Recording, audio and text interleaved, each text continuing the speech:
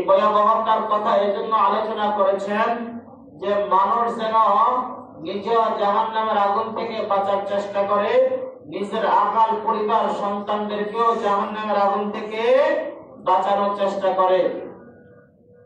সম্মানিত হাজিরিন, জাহান্নামের আগুনটা এত ভয়াবহ, এত খারাপ অবস্থা হবে, আমার আপনার জাহান্নামে যখন আমরা নিক্ষেপ হয়ে যাব, জাহান্নামে যখন আমাদেরকে ফেলে দেওয়া হবে, আমাদেরকে সুস্বাগতম জানাইয়া আদর স্নেহ জামাই আদরে জাহান্নামে ফেলবে না।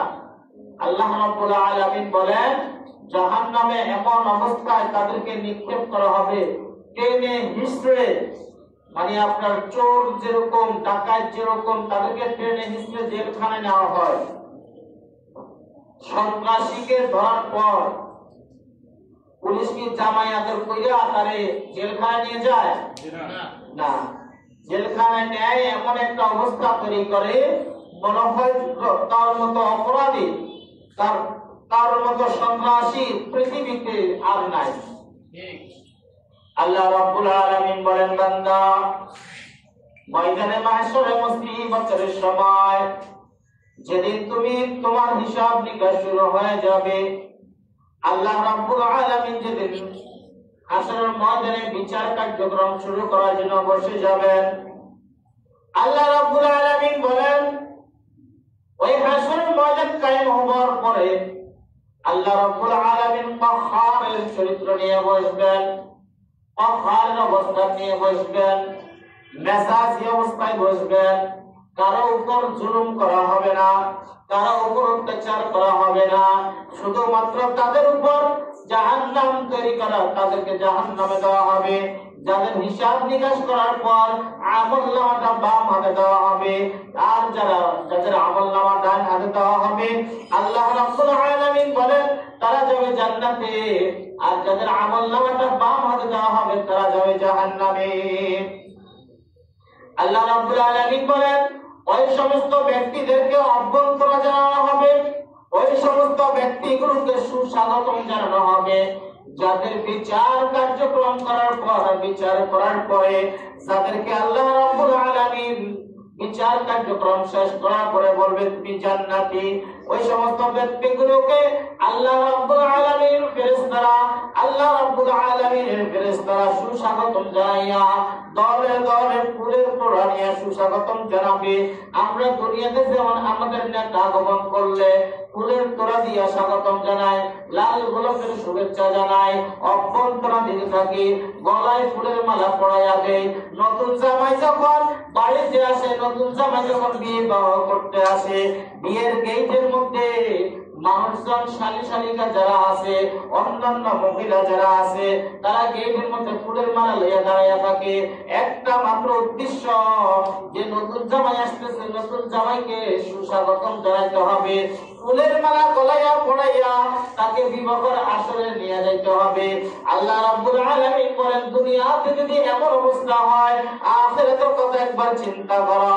যারা জান্নাতি হয়ে যাবে, আল্লাহ রাব্বুল আলামিন তা ওই বান্দাগুলোকে ফেরেশতাদের মাধ্যমে সুস্বাগতম জানাইয়া আল্লাহ রাব্বুল আলামিন বলবেন, বান্দা, সালামুন কাওলাম মির রাব্বির রহিম, আয় আয়, আজকে তোরা জান্নাতে প্রবেশ কর, তোদের জন্য শান্তি, তোদের জন্য আনন্দদায়ক, তোদেরকে আজকে সুস্বাগতম জানাইয়া আমি রব্বুল আলামিন জান্নাতের মধ্যে প্রবেশ করাইয়া দিব।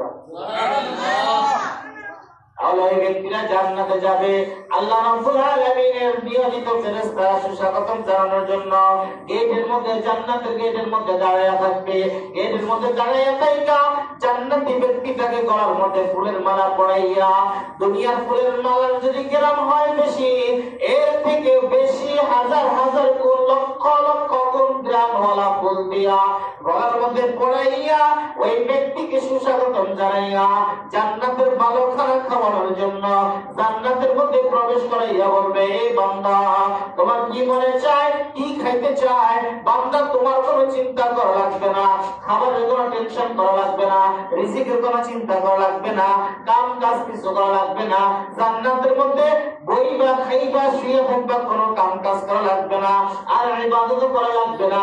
সব কিছু বাদ দিয়া বান্দা, শুধু আমি রব্বুল আলামিনকে যে তুমি জমিনে থাকাকালীন পরীক্ষার মধ্যে পাস করিয়া ভালো ভালো নাম্বার পাইয়া দুনিয়ার জমিন থেকে বিদায় নিয়ে আসার পরে তোমাকে সুস্বাগতম জানাইয়া নাম্বার 1 পাস করাইয়া জান্নাতের মধ্যে ঢুকাইয়া দিলাম।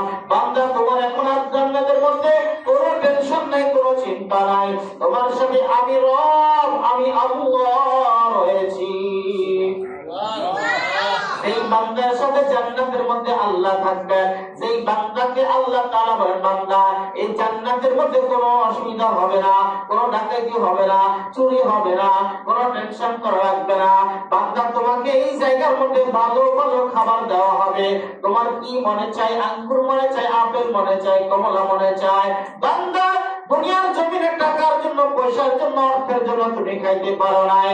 আজকে তুমি শুধু মুখের মধ্যে নাও লাগবে না, বান্দা তুমি শুধু মুখ দিয়ে উচ্চারণ করাও লাগবে না।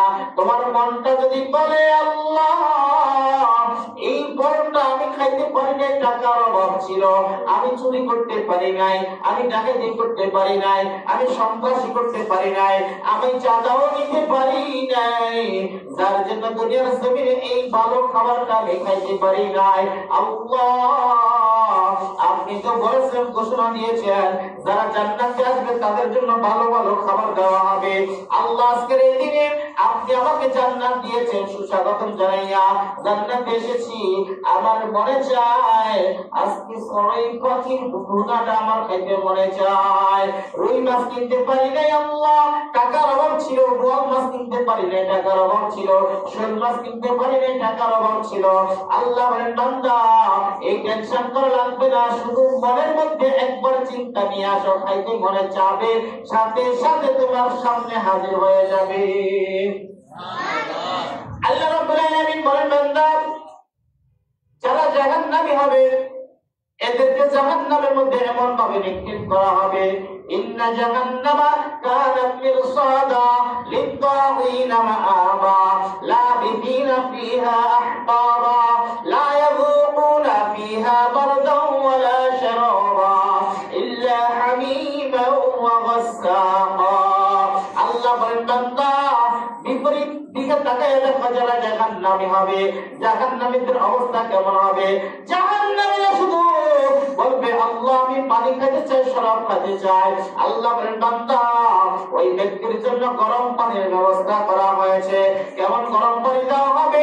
এমন একটা গরম পানি তাকে দেওয়া হবে যখন সে নিতে লাগবে, মুখের মধ্যে নিতে লাগবে, গলার মধ্যে পানিটা চাইতে দেরি, পুরো শরীরটা আঙ্গার হয়ে যেতে দেরি হবে না।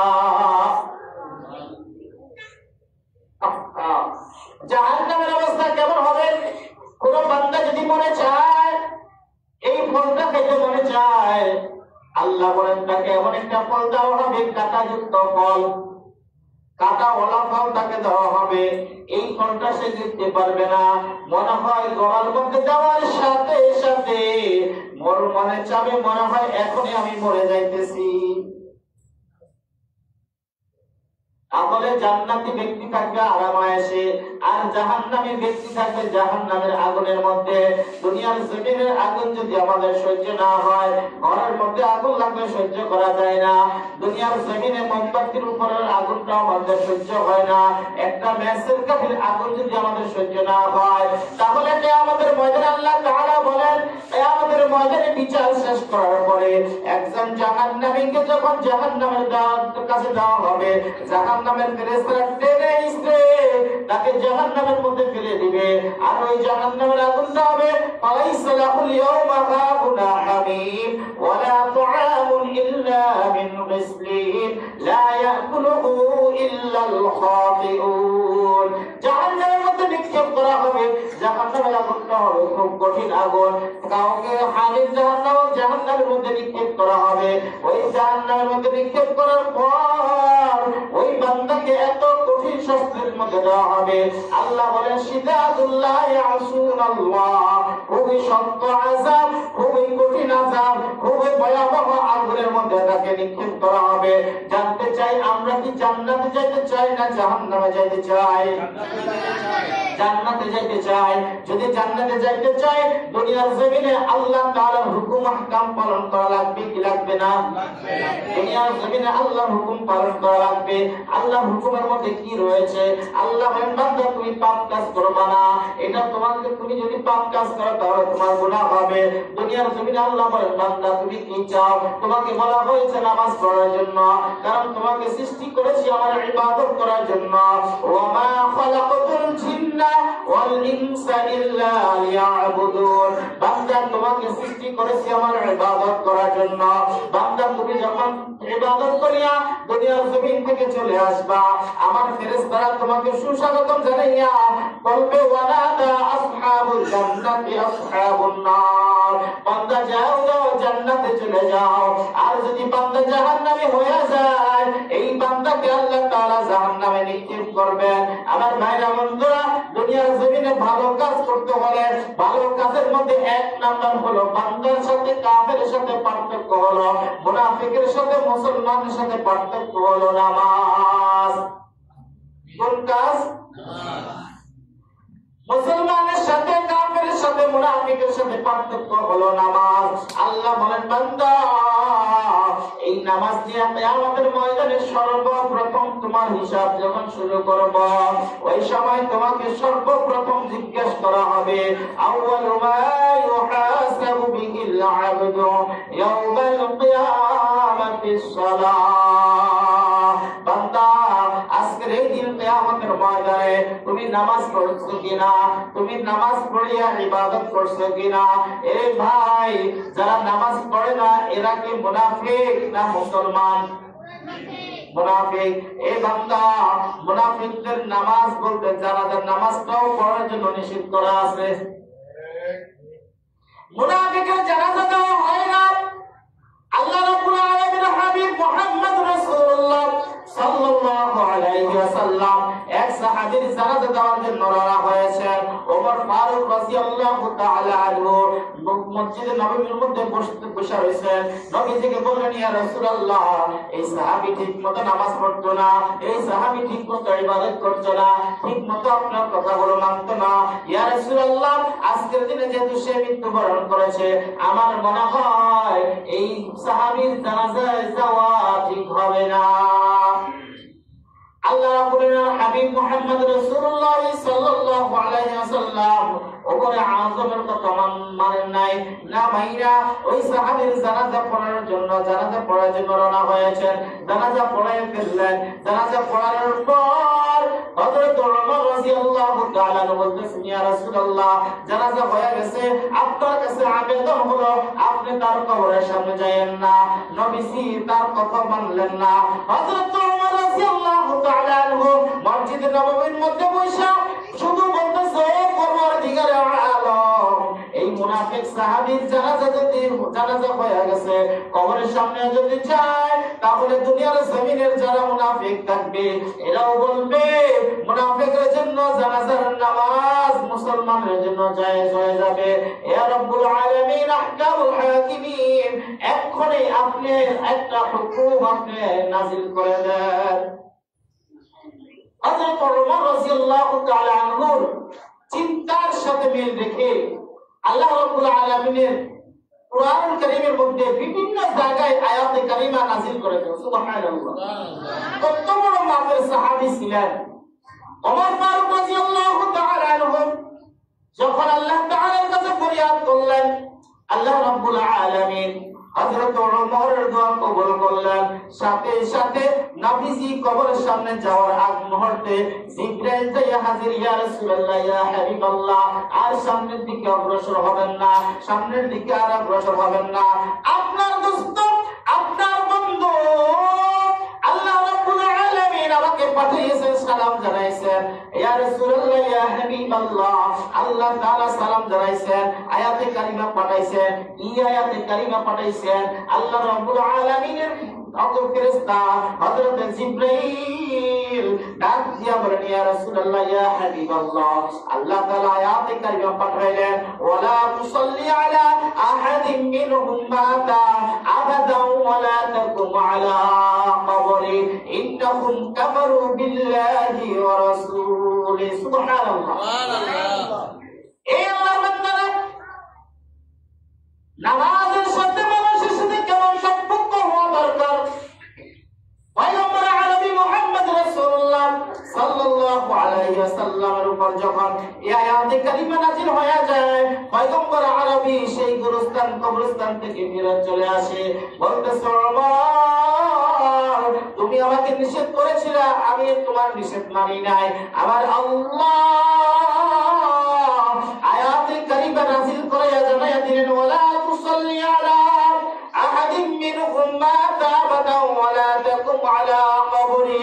ও পয়গম্বর এই মুনাফিকের জানাজা দিয়ে দিয়েছেন, এই মুনাফিকের কবরের মধ্যে আপনি যাবেন না, এই মুনাফিকের কবরের সামনে যাওয়া আপনার জন্য নিষেধ। কেননা যদি আপনি কবরের সামনে যান সবাই বলবে তাহলে আবু জাহেলের কবরের সামনে কেন পয়গম্বর যাবে না?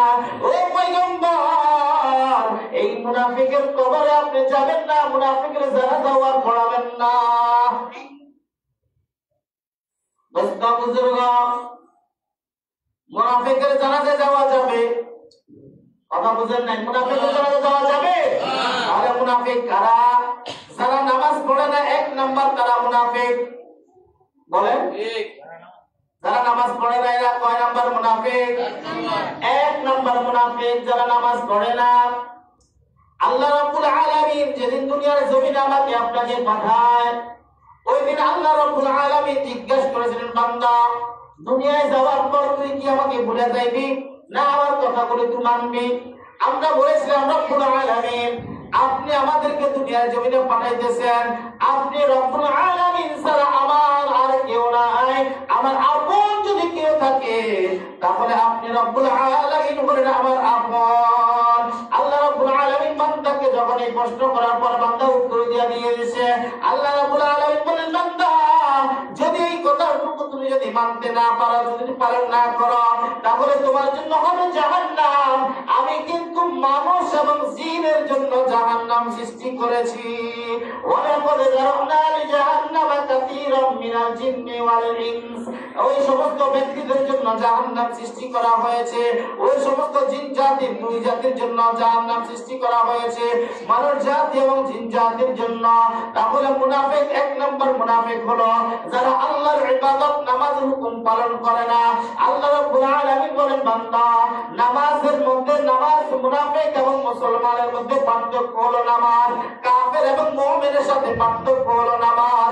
কাফের এবং মুমিনের সাথে পার্থক্য কি বলেন? কাফের এবং মুনাফিকের সাথে পার্থক্য হলো নামাজ। যেই ব্যক্তি নামাজ পড়ে না, যেই ব্যক্তি ইবাদত করে না, আল্লাহর দেওয়া হুকুম পালন করে না, ওই বান্দা আল্লাহ তাআলার সাথে মুনাফিকি করতেছে। কার সাথে মুনাফিকি করে?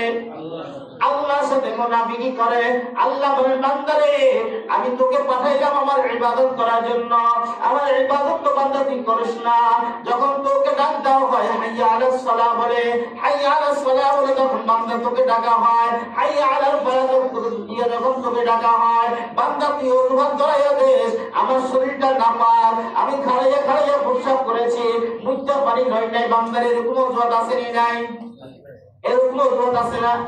যদি কেউ বলে ভাই চলেন নামাজে যাই, ও ভাই শরীরটা নাপাক, এ ভাই মুসলমানের শরীর নাপাক থাকতে পারে না। কারণ কখন যে আল্লাহ তাআলা আমাকে আপনাকে ডাক দিয়ে দিতে পারে, মৃত্যুর সময় যদি নাপাকি অবস্থা আপনি মৃত্যুবরণ করেন, আপনি কি মুসলমান হয়ে মৃত্যুবরণ করছেন?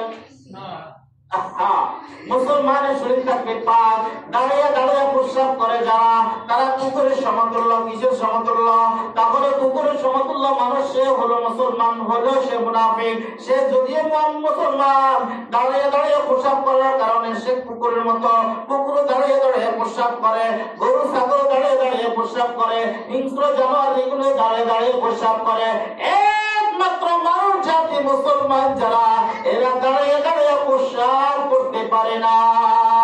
এটা নবীর সুন্নাত নয়। নবীর সুন্নাত হলো বান্দা তুমি যখন প্রস্রাব করতে যাইবা সেখানে তুমি আদব রক্ষা করো, বৈশা বৈশা সুন্দরভাবে আদবের সাথে তুমি প্রস্রাব করবা।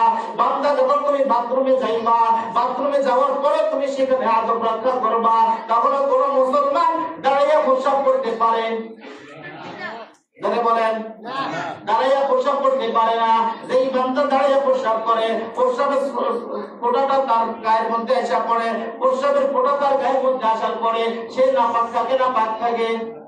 এই জন্য বলা হয়েছে বোঝা বোঝা করতে হবে। এরে ভাই, আপনাকে যখন আমি নামাজের দাওয়াত দেই, আপনাকে যখন নামাজের দাওয়াত দিলাম, তখন যদি আপনি বলেন এই হুজুর আপনি আপনার কাজ করেন, আপনি তো রাজাকার, আপনি জামাত শিবির, আপনি ওমর, আপনি সমর, আপনি আপনার কাজ করেন, আপনার ইবাদত আপনি করেন, আমার ইবাদত করা লাগবে না, আমার নামাজ লাগবে না, আমার রোজা লাগবে না, আমার হজ লাগবে না, আমার যাকাত লাগবে না, কোরআন লাগবে না। এ মুসলমান, তুমি মুসলমান দাবি করিয়া যদি বলো আমার সব ঠিক আছে, ঈমানও ঠিক আছে, আপনি যদি নামাজ না পড়েন আপনার ঈমান ঠিক আছে? কথা বলে না? কয় ইমাম সাহেব তোমার থেকে বেশি বুঝি। কি বুঝো? তুমি তো ফজরের নামাজ পড়ো নাই, তাহলে ইমাম থেকে তুমি বুঝতে বেশি কেমনে? বলো তোমাদের থেকে কত বেশি বুঝি, মাসলা বেশি বুঝি। আমাদের থেকে যদি মাসলা বেশি বুঝতে হয়, কত বেশি বুঝতে হয়, তাহলে তুমি দাঁড়িয়ে দাঁড়িয়ে প্রস্রাব করো কেন? বোঝা গেল দাঁড়াইয়া যে প্রস্রাব করলে তোমার শরীর নাপাক হয়ে যাবে, এই নাপাকি হয়ে তোমার মৃত্যুবরণ করতে হবে, এই কথা তোমার জানা নাই, তুমি এটাও জানো না। সুতরাং ইমাম থেকে বেশি তুমি জানো না। আমার ভাইরা, তাহলে নামাজ আমাদের লাগবে কি লাগবে না? এই নামাজের জন্য তো এই পবিত্র রজব মাসে আল্লাহর হাবিব মুহাম্মদ রাসূলুল্লাহ সাল্লাল্লাহু আলাইহি ওয়াসাল্লাম মিরাজের রাত্রি গমন করেছেন। 50 ওয়াক্ত নামাজ বান্দার জন্য উপহার নিয়ে এসেছেন। কত ওয়াক্ত? জোরে বলেন কত ওয়াক্ত? আরো জোরে বলেন কত ওয়াক্ত নামাজ? 50 ওয়াক্ত নামাজ পয়গম্বর আরবি মুহাম্মদ রাসূলুল্লাহ সাল্লাল্লাহু আলাইহি ওয়াসাল্লাম উম্মতের জন্য উপহার নিয়ে এসেছেন। প্রতিমধ্যে অন্যান্য নবীগণের সাথে দেখা হলো, মুসা পয়গম্বরের সাথে দেখা হলো, ইব্রাহিম পয়গম্বরের সাথে দেখা হলো, দাউদ পয়গম্বরের সাথে দেখা হলো। ও হাবিব, আপনি কেন এত দ্রুত চলে যাচ্ছেন? আপনাকে খুব হাসি উজ্জ্বল দেখা যাচ্ছে, আনন্দময় দেখা যাচ্ছে। কেন এত আনন্দ পাইছেন? ও পয়গম্বর কেন এত খুশি? কয় আমার উম্মতের জন্য 50 ওয়াক্ত নামাজ আমার আল্লাহ উপহার দিয়েছেন। সুবহানাল্লাহ। বান্দা 5 ওয়াক্ত পড়তে পারে না, উম্মতের জন্য 50 ওয়াক্ত নামাজ উপহার নিয়ে এসেছেন। পয়গম্বর বলে, ইয়া রাসূলুল্লাহ, আপনি তো শেষ পয়গম্বর, আমরা তো আপনার আগে এসেছি, আসার পরে আমরা দেখলাম আমাদের কওমের লোকেরা 1 ওয়াক্ত নামাজ ঠিকমতো পড়তো না, 2 ওয়াক্ত যাদের উপর ফরজ রয়েছে 2 ওয়াক্ত পড়তো না। ও পয়গম্বর, আপনার উম্মতরা হবে দুর্বল, আপনার উম্মতের শক্তি থাকবে কম, আপনার উম্মতরা 30 লম্বাও থাকবে না, 300 বছর হায়াত পাবে না, 100 বছরের বেশি মনে হয় না পাবে বলে 300 বছর 350 বছর পয়গম্বর আরবি মুহাম্মদ রাসূলুল্লাহ সাল্লাল্লাহু আলাইহি সাল্লামের উম্মত কেউ পাইছে এমন কোন কথা আছে না। কিন্তু অন্যান্য পয়গম্বরদের উম্মতেরা কওমের লোকেরা 50 বছর না, 100 বছর না, 200 বছর, 250 বছর, 300 বছর হায়াত পাইছে। পয়গম্বর আরবিকে বলে, ইয়া রাসূলুল্লাহ, ইয়া হাবিবাল্লাহ, আপনার উম্মতরা থাকবে দুর্বল, ওই দুর্বল উম্মতেরা 50 ওয়াক্ত নামাজ শেষ করতে পারবে না।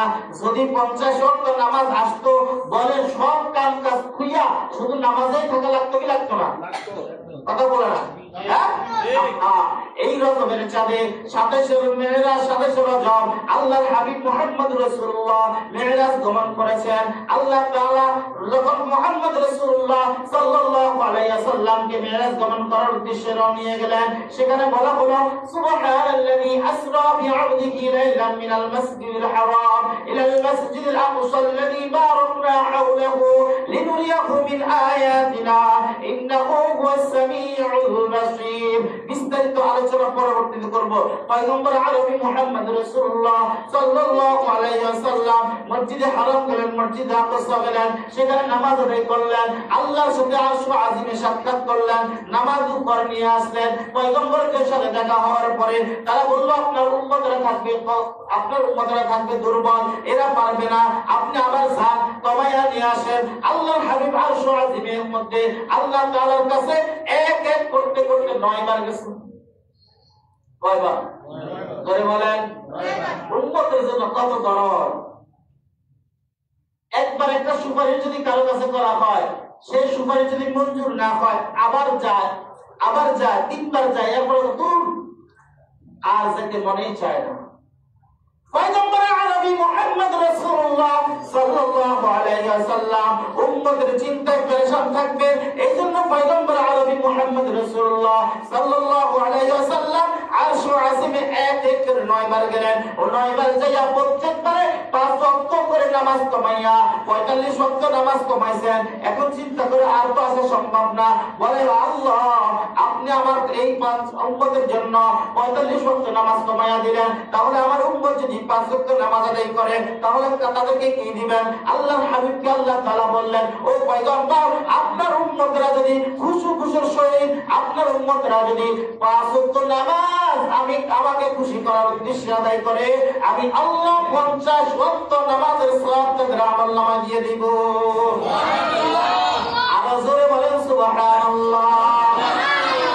50 ওয়াক্ত নামাজের সওয়াব দিতে পারেন কে? আল্লাহ। 50 ওয়াক্ত নামাজের সওয়াব দিতে পারেন কে? আল্লাহ। আরো জোরে বলেন, কে দিতে পারে? আল্লাহ। ওই আল্লাহর কাছে আমার আপনার নামাজ পড়িয়া ইবাদত করিয়া 2 হাত তুলে চাওয়ার দরকার আছে কি নাই?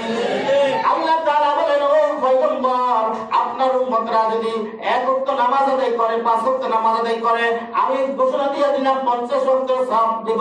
আল্লাহর হাবিব সেখান থেকে খুশি মনে আল্লাহর হাবিব চলে আসলেন। পয়গম্বরেরা বলে, আমার উম্মতরা তো 2 ওয়াক্ত পড়তে পারে নাই, 1 ওয়াক্ত পড়তে পারে নাই, কোন পয়গম্বরের উপর নামাজও ফরজ ছিল না, তারা এভাবে ইবাদত করতে পারে নাই। ও পয়গম্বর, আপনি আমার জানবেন আর যাওয়া সম্ভব না, আমার উম্মতেরা 5 ওয়াক্ত আদায় করবে, আমার আল্লাহ আমার উম্মতকে 50 ওয়াক্ত নামাজের সওয়াব দিয়ে দিবে। এখন বান্দা 50 ওয়াক্ত নামাজ বাদ হয়ে গেছে, 5 ওয়াক্ত নামাজে আসলো, বান্দা 5 ওয়াক্ত নামাজ পড়তে পারে না, তাহলে এই বান্দা আল্লাহর সাথে মুনাফিকি করে কার সাথে? আরো জোরে বলেন, কার সাথে? কার সাথে মুনাফিকি করে? আজকে যারা ফজর পড়ে নাই কার সাথে মুনাফিকি করলো? আল্লাহ তাআলা এক এক করে 82 জায়গায় হুকুম করলেন, বান্দা নামাজ পড়ো, বান্দা নামাজ পড়ো। আল্লাহ তাআলা ইশারার মাধ্যমে আল্লাহ তাআলা বলেন, ফালা সাদ্দাকা ওয়ালা সাল্লা ফালা রাব্বিকা ওয়ালা সাল্লা। এভাবে আল্লাহ তাআলা শুধুমাত্র 82 জায়গার মধ্যে স্পষ্ট করেছেন। আর 712 করে আল্লাহ তাআলা শুধুমাত্র দিক নির্দেশনা দিয়েছেন নামাজের জন্য। কোথায় বলেছেন রুকু করতে হবে, কোথায় বলেছেন সিজদা করতে হবে, কোথায় বলেছেন বান্দা দাঁড়িয়ে যাও, কোথাও বলেছে বান্দা তাকবীর দাও, কোথাও বলেছে বান্দা তুমি তাসবিহ আদায় করো। এই সমস্ত কিছু মিলাইয়া মুফাসসির ইকরাম বলেন, আল্লাহ তাআলা এইভাবে 712 করে নামাজের কথা কোরআনের মধ্যে বলেছেন। সুবহানাল্লাহ। এই 5 ওয়াক্ত নামাজ বান্দা যদি আদায় করতে না পারে, 1 ওয়াক্ত নামাজের জন্য বান্দাকে 2,88,00,000 বছর জাহান্নামে দেওয়া হবে। কত কোটি? 2,88,00,000 বছর যদি বান্দা 1 ওয়াক্ত নামাজের জন্য হয়, সারা দিনে আমার আপনার কত ওয়াক্ত নামাজ কাজা হচ্ছে? যদি 5 ওয়াক্ত থেকে যদি 20 বার করে 500 বছর বাদ দিয়া দেই, তাহলে বান্দা 2,88,00,000 বছর করে যদি আপনি হিসাব করেন, প্রায় 1400 কোটি বছর জাহান্নাম 5 ওয়াক্ত নামাজের জন্য। কত বছর হায়াত পান, কতদিন আপনি থাকবেন? তাহলে তো জাহান্নামের মধ্যে আপনি আঙ্গার হয়ে যাবেন আল্লাহর সাথে মুনাফিকি করার কারণে। তাই আমাদের ময়দানে আল্লাহ তাআলা জিজ্ঞাসা করবেন না, বান্দা তুই কয় কোটি টাকার মালিক ছিলে, কোন রাজ্যের তুই নেতা ছিলে, কোন দলের নেতা ছিলে, কোন দলের প্রেসিডেন্ট ছিলে, কোন রাষ্ট্রের প্রধানমন্ত্রী ছিলে, এটা জিজ্ঞাসা করবে না। আল্লাহ তাআলা বান্দাকে জিজ্ঞাসা করবে, বান্দা তুই নামাজ পড়ছো কিনা? কি জিজ্ঞেস করবে? বান্দা নামাজ পড়ছো কিনা? এই আল্লাহর বান্দারা, তাহলে আমাদের নামাজ লাগবে কি লাগবে না? লাগবে। আপনি একবার চিন্তা করেন, এই যে ক্যালিফোর্নিয়া যে আগুন লাগলো যুক্তরাষ্ট্র আমেরিকায়, কেন ফুলিয়ে যে আগুন লাগলো, অ্যাম্বুলেন্সে যে আগুন ধরে রয়েছে দাবালনের কারণে, এই আগুনের তাপমাত্রা দেখছেন? এই আগুনের তাপমাত্রা দেখছেন? আমেরিকার দাবালনে যে অঙ্গরাজ্যগুলো পড়তেছে, এগুলোর আগুনের যে তাপমাত্রা, এই তাপ আপনি যদি দেখেন, কোন সুস্থ মানুষ যদি এই আগুনের তাপ দেখে, এই কোনদিন নামাজ বাদ দিতে পারে না, কোনদিন নামাজ ছাড়তে পারে না। এটা আল্লাহর নির্দেশন, এটা আল্লাহ তাআলা আপনাকে আমাকে দেখাচ্ছে, বান্দা এইটা দিয়ে তোমাকে হুঁশিয়ার করতেছি। এই আমেরিকার মানুষগুলো 19 বছর আফগানিস্তানকে চালাইছে। কয় বছর? 19 বছর আফগানিস্তানকে পুড়ছে। ফিলিস্তিনকে আজকে বহু বছর পর্যন্ত ইসরায়েল দিয়ে পুড়াইতেছে। প্রত্যেক